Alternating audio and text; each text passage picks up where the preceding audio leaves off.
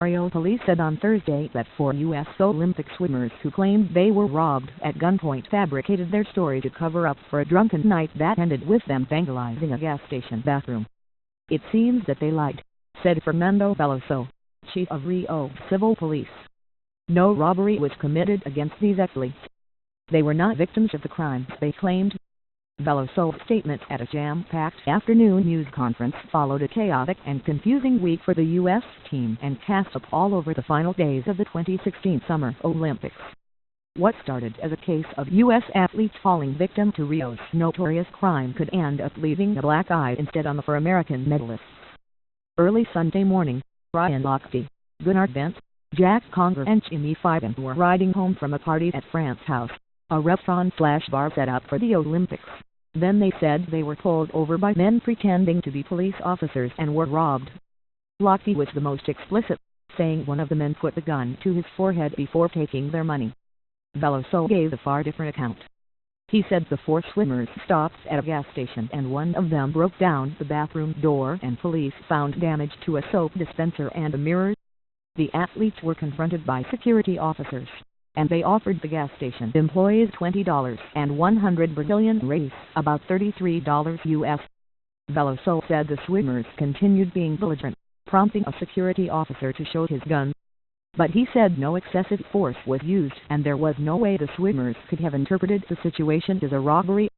Veloso also said 2 women were with the swimmers earlier in the night. "We started to understand the real dynamic of what happened," he said.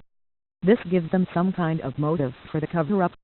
By Wednesday, after hearing from witnesses and reviewing video surveillance footage of the evening, Brazilian Judge Keller Blank ordered the swimmers not to leave the country and ordered their passports seized so they could be further questioned by investigators.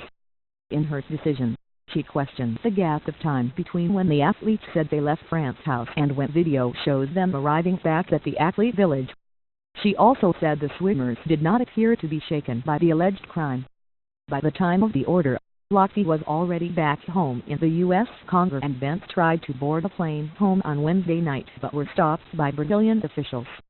They spent the night in a Rio hotel and were taken for several hours of questioning Thursday at a Rio police station accompanied by an official from the U.S. consulate and swarmed by dozens of Brazilian and international reporters. Fiven remained holed up at a Rio hotel. "I'm just trying to give Brazil what they need or what they want and get out of here," Fiven told USA Today Sports during a telephone interview late Wednesday. And back in the U.S., Lochte was tweeting about how his blue-green hair was returning to its normal color.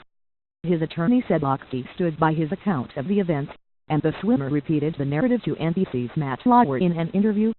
It remained unclear on Thursday night whether the 4 would face criminal charges of filing a false police report or committing property damage. Veloso said they still needed to interview Fiven, and that they were trying to arrange an interview with Lochte through U.S. law enforcement officials.